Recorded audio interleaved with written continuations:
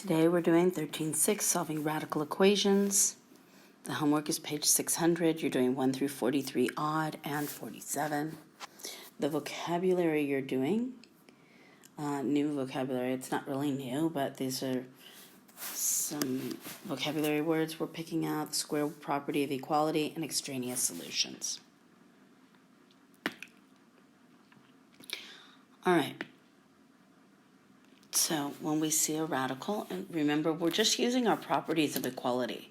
So in order to solve for x, we have to get the x out of the radical. The opposite of rooting is to square. So we have to square both sides. Okay? When we square both sides, we really get what's inside there, the 2x plus 3. Now this is different. Don't get confused on when I have x squared equals 4 and we root both sides, then we take the absolute value. Okay, we're squaring, we're not rooting. The only time we take the absolute value is when we root things, because we have to account for the negatives and the positives there. Here, it's already under the radical. We don't have to account for the negatives, so we're just doing the opposite of what this symbol is. We're squaring, okay? So we can free that x. And we peel it away like an onion. So now we're going to set it equal to 0. Subtract 2x. Subtract 3. And now we can either factor, complete the square, or use the quadratic formula. I'm going to factor this one. Multiplies, wait a second, I'm not sure we can. Let's see. Multiplies to -3 and adds to -2. So that would be -3 and +1. So that's going to work. So now we have x plus 1 times x minus 3. We set both equal to 0. What would give me a 0 here? X plus 1 equals 0. X minus 3 equals 0, so x is equal to -1, and x is equal to 3. Now, the thing that we have to think about is we got to make sure that this is going to work. It may work for the problem, but if it doesn't work when we substitute it back in, let's try. Okay? So we take our solutions, and we're going to substitute it in. So 2 times -1 is -2, plus 3 is +1, and is the square root of +1 equal to -1? No. So you have to be extremely careful here. When you're dealing with the radicals, you're going to get extraneous solutions. So -1 doesn't work. Now we'll try the 3. 2 times 3 plus 3 equals 3. That's 6 plus 3 is 9, and the square root of 9 is 3, so that works. Okay, so your solution is 3. All right? Pause it if you need to take notes. All right, let's try the next one. Actually, why don't you try this one on your own? All right, let's check our work. So, to get rid of the radical, we're going to square both sides. Then I get 2x plus 15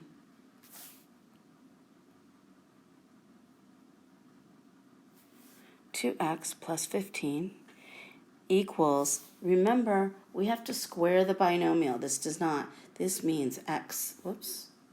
Not sure what's happening there.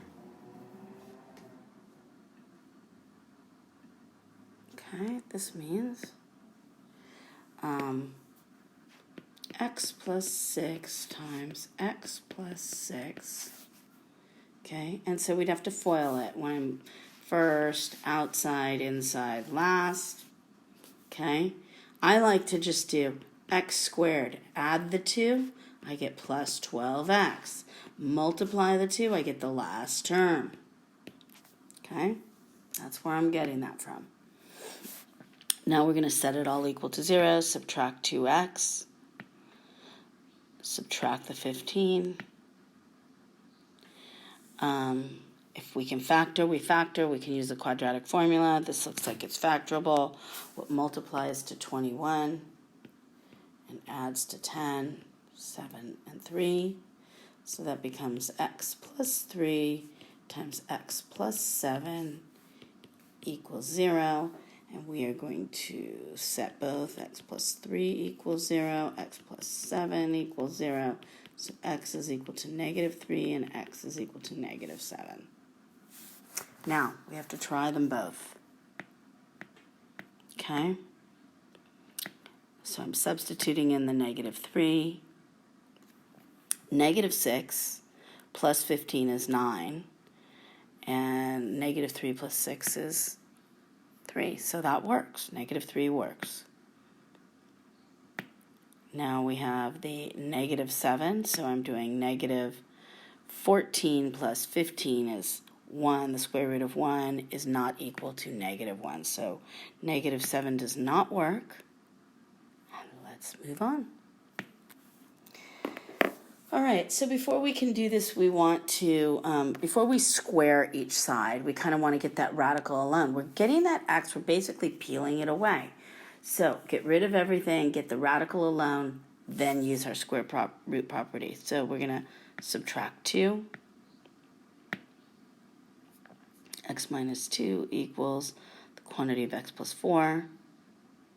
So now I'm ready to square. Remember, we're squaring a binomial, so that's going to be x squared minus 4x plus 4 is equal to x plus 4. When you square a root, remember you get what's underneath. Okay? These cancel each other out. Okay? We're going to subtract an x, and we're going to subtract 4. And now we're just left with a binomial, which is really just GCF factoring. So x times the quantity of x minus 5. We're going to factor a GCF out. So x is equal to 0 or x is equal to 5. And we're going to try them. Whenever there's a radical, you have to. So is 0 equal to 2 plus 2? Doesn't work. Let's try 5. 5 equal to 2 plus the square root of 9. That works. So 5 is our solution. And we can put that into a solution set with braces if you'd like. All right. The next part is going to be transforming formulas. So we're basically using our inverse operations to solve for the variable that they're asking for. So here we're solving for the x. When they put the colon, that means solve for the x. And yeah, in your book they do it the same way. I was going to say sometimes they make it red or they might say 4. But here they want you to solve for x. So step 1, first thing we have to do is get rid of the a. We're peeling it away like an onion. So we're going to divide both sides by a. Now I'm left with a square. I've got to get x alone, not x squared. So I have to get rid of the square. I have to root both sides. Okay, so x is equal, and they're saying assume all variables represent positive real numbers, so we're not taking absolute value. We don't have to deal with any absolute value. Okay? And we're done. Once you get the x alone, and then you flip it around. X in terms of y and a. Okay? Next one, we're solving for x. Maybe you want to try this one on your own. All right, let's check our work. Step 1, we're going to divide both sides by a. Get the radical all alone. Now, to get rid of a root, we have to do the opposite. So we're going to square both sides. And I need to see, when you're doing this, notice, I see a property of equality every time on both sides. I'm seeing the division on both sides. I'm seeing the rooting on both sides. I need to see that. Okay? Don't just do that in your head. You need to show that on paper. So here we're dividing by a on both sides, and the next one we're going to square on both sides to get rid of the root. That's the inverse operation. So now I've got x is equal to y squared over a squared,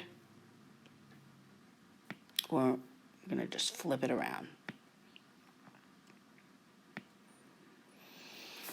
All right, so this time we're solving for our b. Okay, so let's get our b first alone. Okay, I'm going to subtract a squared. Now I'm left with b squared. Now I can root both sides, and then I'm going to get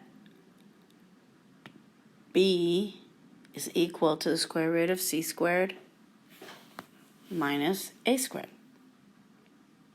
Not so hard. We can leave it like that as long as we get b alone. Okay. Next one we're trying to solve for is a. Does anybody know what that is? What do you think that is? I see an a, I see pi, I see r.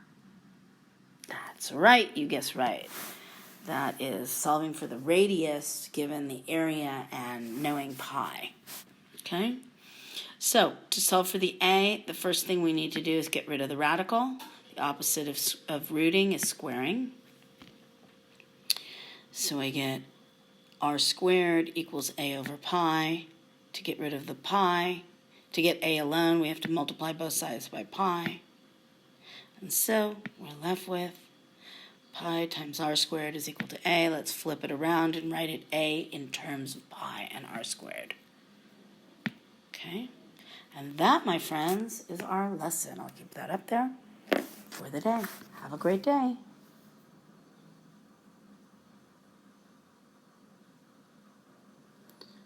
I don't know if you want me to go back to the...